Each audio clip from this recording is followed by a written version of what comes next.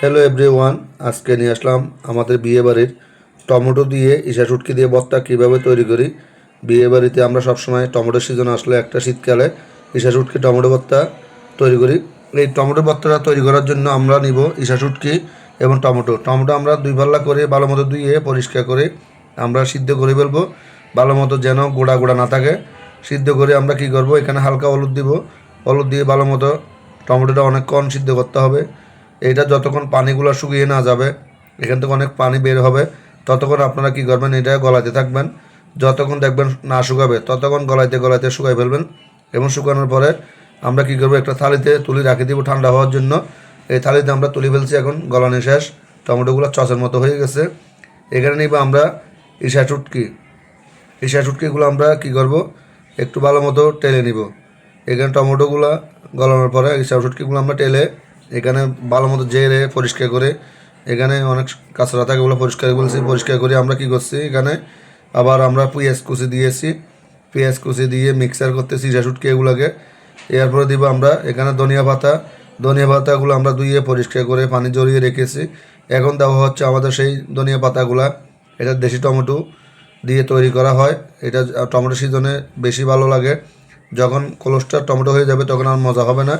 এখানে ধনিয়া পাতাগুলো দিয়ে আমরা ভালো মতো মিক্সার করে ফেলতেছি। এগুলো ভালো মতো মিক্সার করার পরে এখানে দিব আমরা শুকনা মরিচ।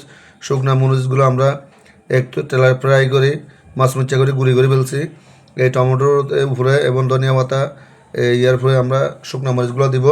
শুকনা মরিচ দিয়ে আবার ভালো মতো মিক্সার করতেছি আমরা, ভালো মতো যেন সব দিকে মিক্সারটা হয়ে যায়।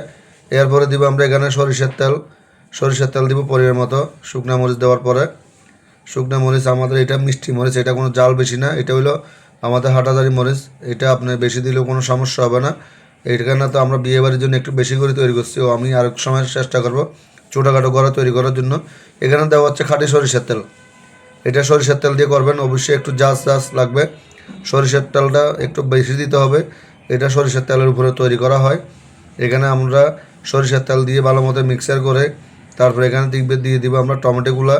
এটা ভালো মতো মিক্সার করে নেবেন, যেন শুকনো মরিচ টরিচ যেগুলো চারিদিকে ভালো মতো মিক্সার হয়। ধনিয়া পাতা, পেঁয়াজ কুচি, এগুলো চারিদিকে। লবণটা আমরা এখন দিচ্ছি না, লবণটা আমরা একটু পরে দিব। এখন দিচ্ছি টমেটো। টমেটোগুলো আমরা ভালো মতো এখানে গলিয়ে ঠান্ডা করে রেখে দিয়েছি। লবণটা এখন দেব পরিমাণ মতো, কারণ লবণটা আগে দিচ্ছি না, কারণ ওখানে ইটা শুটকিতে অনেক সময় লবণ বেশি থাকে। আপনারা অবশ্যই আগে একটু লবণ ছাড়া এগুলো মেখে তারপর লবণটা দিবেন, কারণ অনেক শুটকিতে লবণ থাকে, সেই জন্য আমরা লবণটা পরে দিচ্ছি।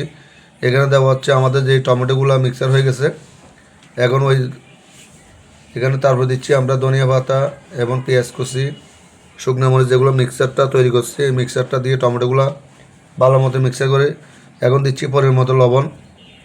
আমার ভিডিওটি অবশ্যই যদি আপনাদের ভালো লাগে, নতুন নতুন রেসিপি শেখার জন্য আপনারা অবশ্যই কমেন্ট করবেন। আপনাদের কমেন্টের মাধ্যমে আমি উত্তর দিব, কী কী রেসিপি আনবো অবশ্যই আপনারা জানাবেন। আপনারা যদি আমার ভিডিওটি যদি ভালো লাগে অবশ্যই একটু ফলো দিয়ে পাশে থাকবেন। আমি এখন খেয়ে দেখতেছি টমেটোটা কীভাবে কীরকম হয়েছে। আমার থেকে ভালো লাগলে দর্শকের থেকে ভালো লাগবে অবশ্যই। আমি দেখতেছি আলহামদুলিল্লাহ অনেক টেস্ট হয়েছে। এটা সাদা ভাত দিয়ে খেলে কিন্তু অনেক মজা। তারপর আমরা বিয়েবাড়িতে পোলাও ভাতের সাথে খাই।